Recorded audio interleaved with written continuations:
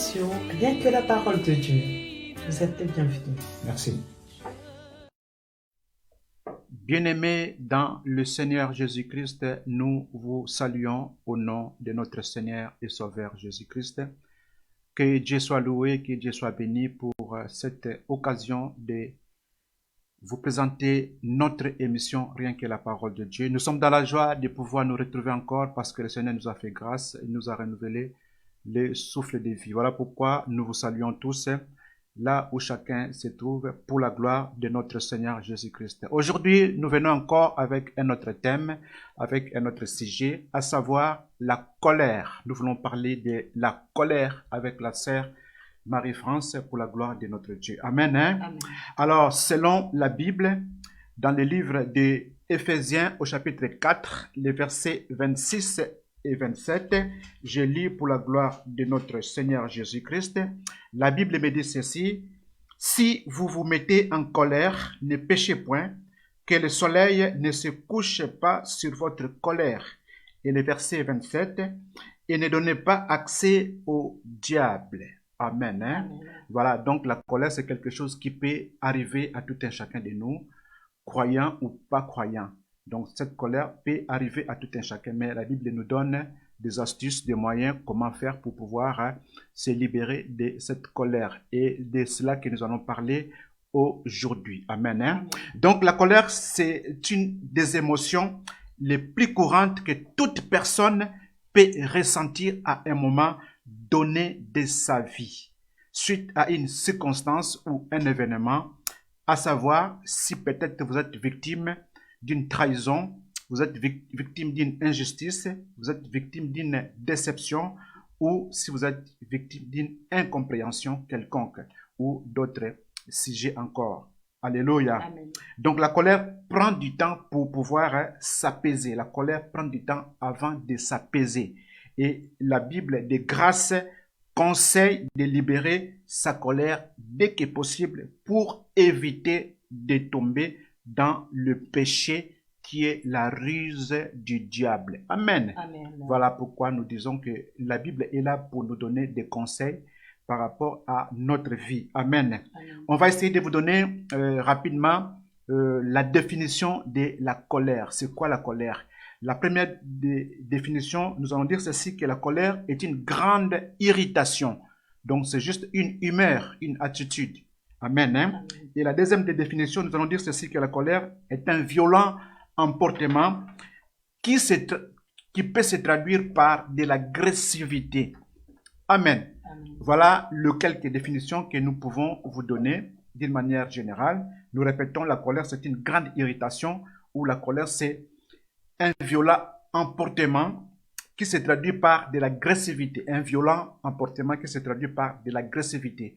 Et pour pouvoir commencer, je vais laisser la parole à la sœur Marie-France pour pouvoir nous introduire dans le sujet du jour. Amen. Amen. Bien-aimés, bonjour ou bonsoir selon l'endroit ou l'heure à laquelle vous nous suivez. Nous sommes dans la joie de vous accueillir encore avec un nouveau sujet qui est la colère. Le thème d'aujourd'hui, c'est la colère. Bien-aimés, il existe plusieurs types de colère. C'est vrai, quand on parle de la colère, on pense que toutes les colères sont égales. Non, mais il existe plusieurs types de colère qui aident à façonner la manière dont nous réagissons dans cette attitude. Alléluia. Donc, avec le frère Samy, nous allons essayer de définir, nous allons essayer de pouvoir détailler plusieurs sortes de colère avec leurs conséquences. Et surtout, on va essayer par la grâce de Dieu de pouvoir apporter une solution dans la parole de Dieu pour pouvoir vaincre la colère et non se laisser vaincre par elle. Alléluia. Amen. La première de colère que nous allons parler, c'est de la colère noire. Cette fameuse colère qui nous fait tout gâcher. C'est quoi cette colère noire? Elle est égale à la fureur, qui est une colère sans mesure. On nous dit que la colère noire, c'est une colère qui est égale à la fureur. Donc, ça veut dire que quand la personne se retrouve dans cette étape de colère, cette personne est privée de tout moyen de réflexion. Tout moyen de réfléchir lui a été enlevé. Tout ce qui l'intéresse, c'est de pouvoir agir dans l'immédiat. Tout ce qui l'intéresse, c'est de pouvoir satisfaire sa colère. Or, cette colère n'apporte rien de bon. Tout ce que nous prenons comme décision dans cette étape, bien aimé, la plupart du temps, c'est une décision, ce sont des solutions qui n'aboutiront à rien. Alors, nous allons regarder une histoire que nous connaissons très bien. Nous allons lire dans Exode 32, 19. C'est l'histoire d'un grand serviteur de Dieu que nous connaissons tous, c'est le frère Moïse. Amen. Amen. Et comme il approchait du camp, il vit le veau et les danses. La colère de Moïse s'enflamma. Il jeta de ses mains les tables et les brisa au pied de la montagne. Je vais essayer de vous expliquer pour comprendre dans cette colère, ce n'est jamais bon.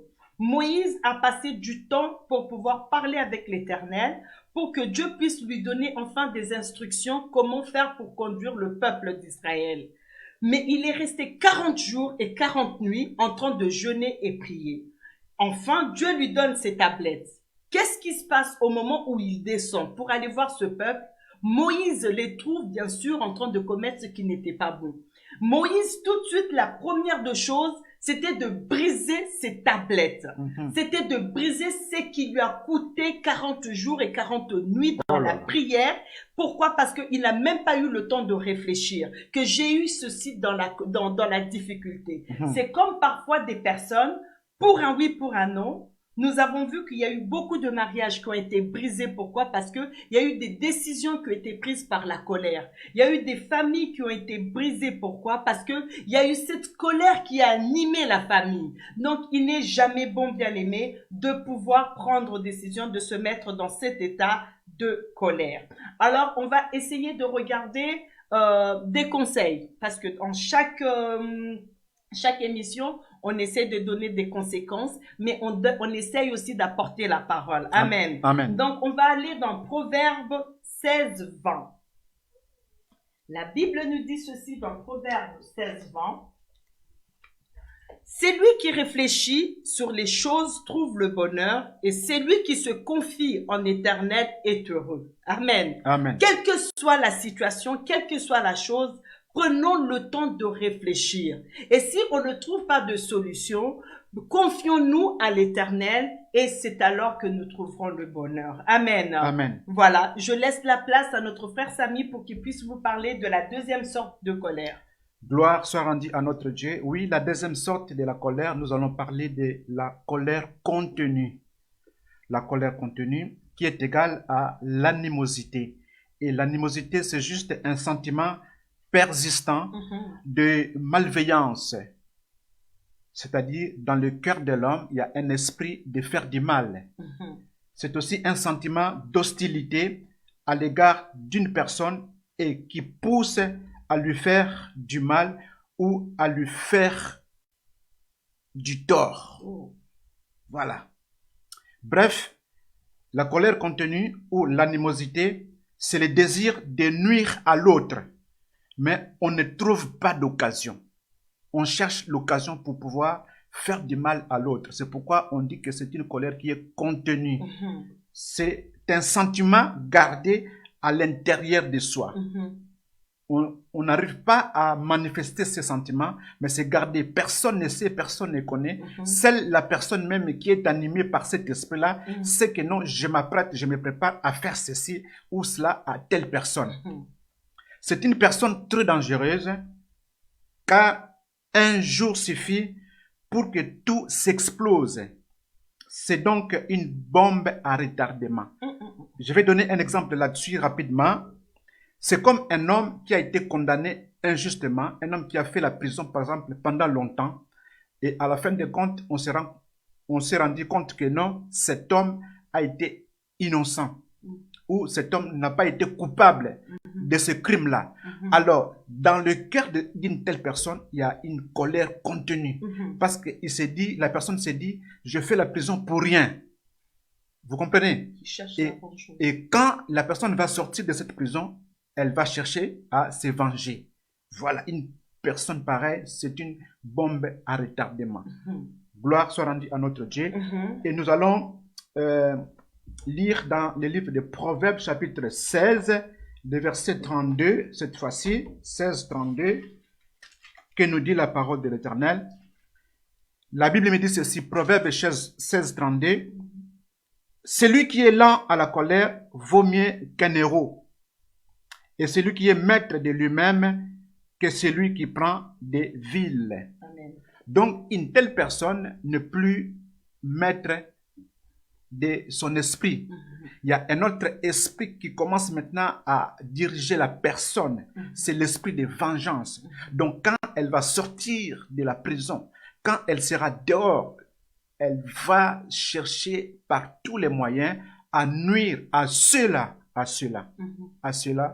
qui ont été de véritables coupables. Donc, c'est ça la colère contenue. Donc, la personne n'arrive plus à se maîtriser parce qu'il y a un autre esprit qui l'anime. C'est l'esprit de vengeance. Alléluia. Amen. Et le conseil que nous pouvons donner à une telle personne, nous allons dire ceci simplement. C'est un proverbe français qui dit ceci. C'est la goutte d'eau qui fait déborder le vase. La goutte d'eau qui fait déborder le vase. C'est-à-dire, s'il y avait déjà cette colère dans la vie de cette personne, mais comme j'ai dit, cette personne était innocente, n'a pas commis ce crime, et la personne s'est retrouvée en prison. Mais quand on s'est rendu compte que non, elle était innocente, on l'a libérée. Et ensuite, quand on l'a libérée, la personne s'est rendue compte que non, elle a perdu tout ce temps pour rien, elle a perdu beaucoup de choses aussi pour rien. Donc, c'est juste la petite goutte d'eau là, ça va créer des problèmes dans la vie de cette personne et elle va faire du mal à beaucoup de gens. Voilà pourquoi nous disons que la colère contenue, c'est une très mauvaise chose. Et je laisse donc la place à la sœur Marie-France pour la suite des sortes de colère. Amen. Amen. Donc, bien aimés, nous sommes en train d'évoluer, nous sommes en train de détailler les colères parce que chaque colère a sa conséquence, chaque colère a sa façon d'agir. Nous allons parler de la troisième sorte de colère. C'est la colère provoquée. Cette colère, elle est égale à l'emportement, qui est une action de se laisser aller. C'est une colère déclenchée suite à un événement se produisant au moment même. Bien aimé, cette phase de colère se manifeste par tout le corps. Donc, si vous voulez savoir, dans ma langue, on dit bilay, bilay, bilay. Donc, la personne déjà commence, tout le corps commence à trembler. Parce que tout le corps est en train de crier vengeance. Tout le corps, tout ce que le corps désire, que ce soit les yeux, que ce soit la bouche, que ce soit les mains, que ce soit les pieds, crie vengeance.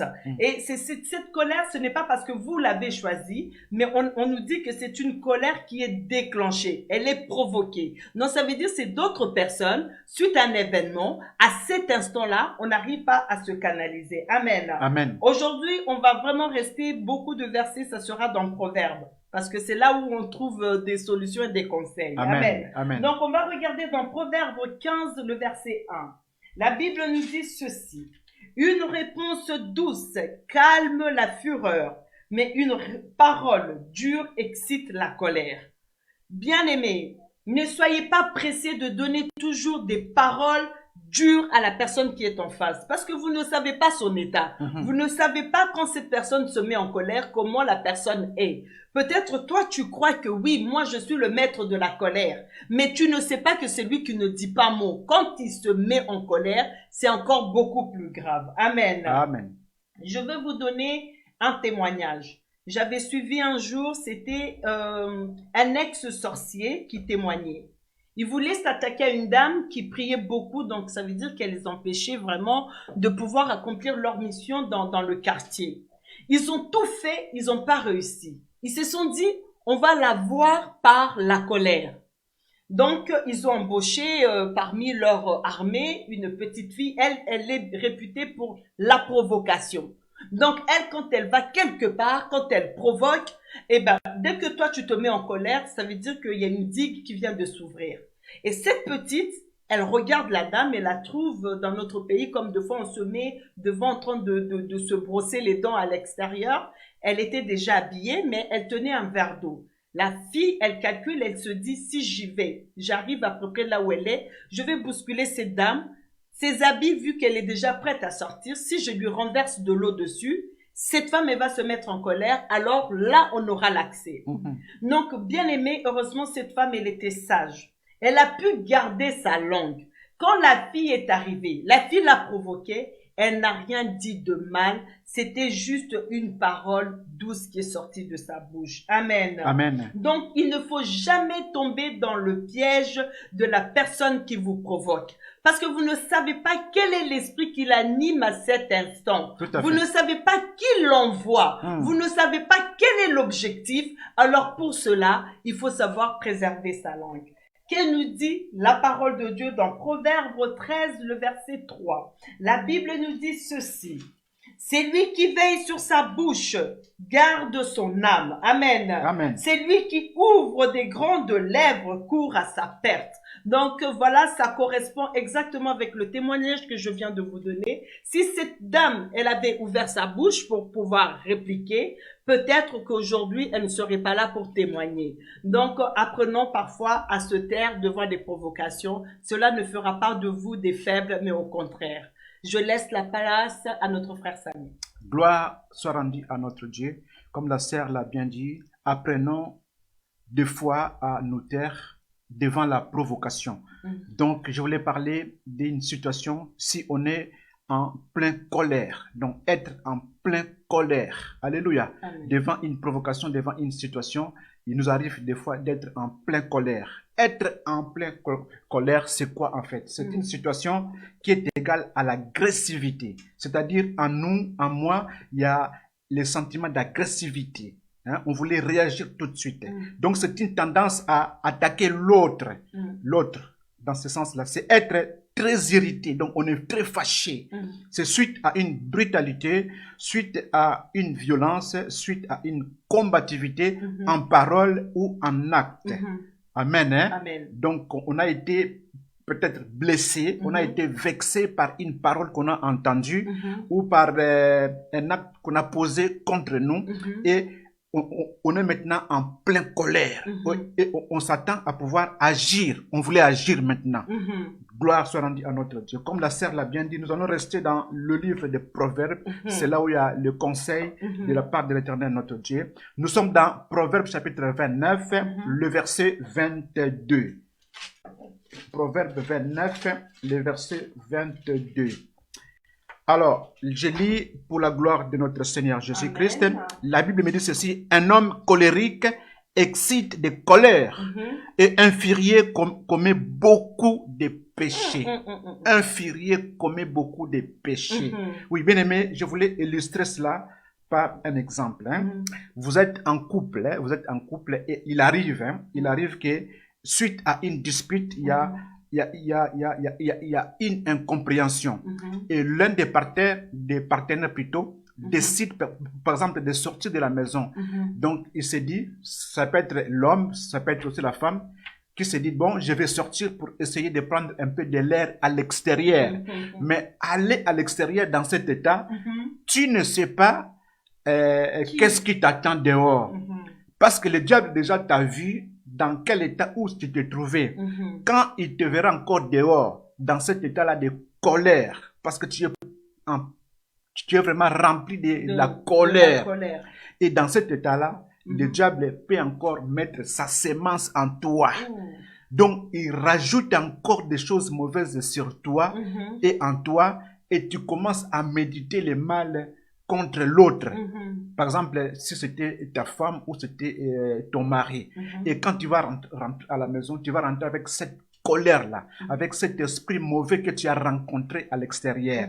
Alléluia. Donc, nous devons faire attention à la rencontre avec le diable parce que la Bible nous dit qu'il rôde, il cherche qui il va dévorer. Et quand il va te trouver dans cet état-là, il va entrer en toi et il va te faire du mal. C'est au risque et au péril de votre vie. Donc, on doit faire attention. Le conseil que je peux donner à une telle personne, c'est dans le livre de Romains au chapitre 12, Romains chapitre 12, le verset 21. Romains chapitre 12, le verset 21. Je lis pour la gloire de notre Seigneur Jésus-Christ. La Bible me dit ceci. Ne te laisse pas vaincre par le mal, mais surmonte le mal par le bien. Donc, qu'est-ce que cela signifie? Cela signifie ceci. S'il y a une telle provocation, s'il y a une telle souffrance, s'il y a une telle colère en toi, ne va pas dehors. Reste à la maison. Reste à la maison. Ensemble avec ton mari, ensemble avec ta femme, vous cherchez à trouver la solution. Et la solution la meilleure. C'est ça pour vaincre le mal.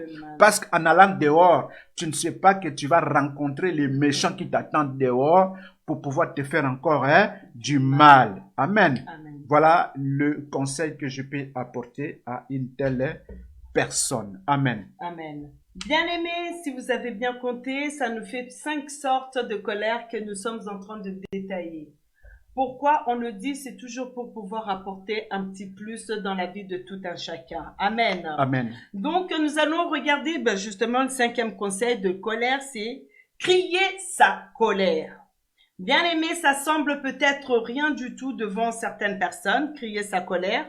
On ne sait pas c'est quoi crier sa colère. On se dit, oui, mais des fois, ça fait du bien de crier sa colère. Oui, mais pendant cette période-là, il faut faire très attention. Amen. Amen. Crier sa colère, elle est égale à l'agitation, qui est l'état d'une personne en proie des émotions et des impulsions, et qui ne peut rester en repos. C'est exprimer son ressentiment. Amen. Donc, ça veut dire que c'est une personne qui n'est pas calme déjà, qui est agitée, qui est dans les impulsions. Et quand on est dans les impulsions, on vous a déjà dit, en général, on n'est pas maître de soi. On a envie d'agir, mais quand on agit, comment on agit? Amen. Amen. On va regarder dans Proverbe 29, le verset 11. Que nous dit la parole du Seigneur? Proverbe 29, le verset 11. La Bible nous dit ceci. L'insensé met en dehors toute sa passion, mais le sage la contient. Alléluia. Amen. L'insensé met en dehors toute sa passion, mais le sage la contient. Je veux essayer de vous expliquer une histoire que ceux qui connaissent de ce que je suis en train de parler pourront témoigner. On a une maman. L'enfant a fait des bêtises, certes. La maman se met dans la rue, commence à crier. Si tu pouvais mourir, ça serait le bien de la famille.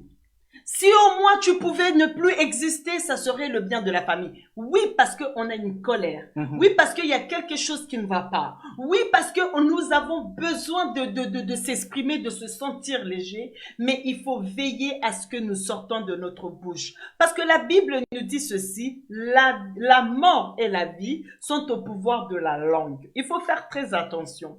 Et cette maman qui criait comme ça, pensant bien, les gens vont comprendre, vont compatir. Parce que oui, ce que l'enfant a fait, ce n'est pas bien. Mais on ne sait pas qui est à côté de nous. Amen. Amen. Parce qu'on se connaît de visage, mais on ne se connaît pas de cœur. Et au bout de quelques temps, au bout de quelques mois, sa fille décède. Et maintenant, elle commence à pleurer. Elle a oublié que quelques mois auparavant, elle avait elle-même livré sa fille entre les mains des sorciers. Alléluia. C'est pour ça la Bible nous dit, l'insensé met en dehors toute sa passion, mais le sage la contient. Amen. Amen. Or, tu pouvais parler à l'enfant dans la maison. Tu pouvais réprimander l'enfant parce qu'il faut réprimander les enfants quand ils font ce qui est mal, mais que cela ne sorte pas. Amen. Amen. Donc, il faut savoir avoir la retenue. C'est bénéfique pour vous. Votre colère, il faut faire preuve de sagesse et de force pour supporter l'insupportable, sans représailles. Il faut vraiment demander à ce que Dieu puisse nous accorder la sagesse. Amen. Amen. Si vous êtes quelqu'un, vous vous retrouvez quelque part parmi ces sortes de colère, bien aimé, il faut demander à Dieu qu'il puisse nous donner la sagesse et la force de supporter l'insupportable. Parce que si le mal arrive à l'autre ou à nous-mêmes, ce n'est pas bénéfique. Alléluia. Amen. Alors, je veux laisser la place à notre frère Samy pour la suite, pour savoir qu'est-ce qu'il peut nous apporter par rapport à la conclusion. Gloire soit rendue à notre Dieu. Par rapport à la conclusion, comme vous le savez, le temps qui nous est imparti est vraiment limité. Donc, c'est pour cela que nous faisons des efforts pour pouvoir vous donner l'essentiel. Donc, nous allons déjà passer aux conclusions. Et moi, je commence par la première conclusion. en disant ceci. Je vous rappelle que notre thème, c'est la colère. Et la Bible nous a dit dans Ephésiens chapitre 4, les versets 26 et 27, que si vous vous mettez en colère, donc Dieu n'exclut pas que l'homme, croyant ou pas croyant, puisse se mettre en colère. Donc ça peut arriver. Mais Dieu nous donne aussi la possibilité, la piste de sortie. Comme il est le Dieu d'amour, il ne peut pas laisser l'homme dans cet état-là. Il nous donne encore la possibilité pour pouvoir en sortir. Et il nous dit dans toujours le verset 26, ne péchez point, que le soleil ne se couche pas sur votre colère, car Dieu sait que derrière la colère, il y a quelqu'un qui va en profiter. C'est qui? C'est l'ennemi Satan, le diable. C'est pourquoi il dit, et ne donnez pas accès au diable. Gloire au Seigneur. Voilà pourquoi moi je vous amène dans le livre de Jacques au chapitre 1er, à partir du verset 19 jusqu'au verset 20. C'est là où je vais donner ma conclusion. Amen. Amen. Jacques chapitre 1er, 19 à 20, je lis pour la gloire de notre Seigneur Jésus-Christ. Sachez-les, mes frères bien-aimés, ainsi que tout homme soit prompt à écouter, lent à parler, lent à se mettre en colère, car la colère de l'homme n'accomplit pas la justice de Dieu. Qu'est-ce que cela signifie? Que tout homme soit prompt à écouter. Qu'est-ce que cela signifie? Cela signifie simplement ceci, que tout homme soit rapide à écouter lorsque on lui parle, lorsque on lui donne des conseils, lorsque on lui dit de faire ceci ou de faire cela, lorsque on lui prodigue peut-être de bonnes manières comment vivre. C'est pour éviter la colère de l'autre, du fait de répéter la même chose à chaque fois. Des fois, c'est agaçant. Alléluia. Vous comprenez, quelqu'un qui est là à chaque fois de répéter la même chose, de répéter la même chose. C'est pourquoi on nous dit que nous soyons prompts à écouter. Prompt, donc c'est-à-dire rapide. Rapide, donc que nous écoutons comme ça, nous avançons, nous passons à autre chose. Alléluia. Amen. Gloire au Seigneur. Et lent à parler. Lent à parler, ça veut dire quoi? C'est bien réfléchir avant de s'exprimer pour éviter de nuire à l'autre. Des fois, quand on ne réfléchit pas, on dit n'importe quoi et on pousse l'autre à se mettre en colère. Et la colère, ça nous amène dans les péchés, dans les mal. Ce n'est pas bon. Lent à se mettre en colère, ça veut dire quoi? C'est-à-dire que Dieu veut simplement que nous soyons capables de maîtriser notre colère, de maîtriser sa colère. Alléluia. Amen. Et à la fin, le verset 20 nous dit, la colère de l'homme n'accomplit pas la justice de Dieu. Qu'est-ce que cela signifie? Cela signifie ceci simplement, qu'un homme en colère n'accomplit pas ce qui est juste aux yeux de Dieu. Quelqu'un qui se trouve en colère va seulement commettre des fautes, va seulement commettre des erreurs, et les erreurs ou les fautes, c'est quoi? En fait, c'est le péché. C'est une digue, c'est une porte qui est ouverte pour que le diable puisse entrer et faire du mal. Amen. Et Dieu ne veut pas que nous puissions être ainsi. Voilà pourquoi, comme il est un bon papa, un bon père, il nous donne de bons conseils. Amen. Amen. Gloire au Seigneur. Je laisse la parole à la sœur Marie-France pour pouvoir clôturer aussi. Ah ben moi, par contre, je veux reprendre aussi ce que le frère Samy avait dit tout à l'heure, que c'est la goutte d'eau qui fait déborder le vase. Amen. Amen. Pourquoi la goutte d'eau fait déborder les vases? C'est parce qu'on veut à chaque fois garder, cumuler, garder. Le cœur n'est pas une banque ni un congélateur. Amen. Moi, le conseil que je vais essayer de vous donner, c'est que quand vous voyez que ça commence à entrer, apprenez à vider le verre. Amen. Amen. Ne conservez pas. Vous voyez, ça vient. C'est pour ça que la Bible nous a dit que le soleil ne se couche pas sur votre colère. Donc, il faut apprendre à viser, à relativiser de fois des choses. Il y a des choses, de fois, nous conservons, ça vaut même pas la peine. Alléluia. Il y a des colères dans lesquelles, de fois, nous gardons, nous nous mettons, ça ne nous sert à rien du tout. C'est pour nous nuire. C'est pour juste nous nuire. Donc, ça ne sert à rien, bien aimé, ça ne sert à rien. Apprenez à vider et vous vous sentirez léger. Donc, comme le frère Samy, moi aussi je veux terminer par un verset biblique.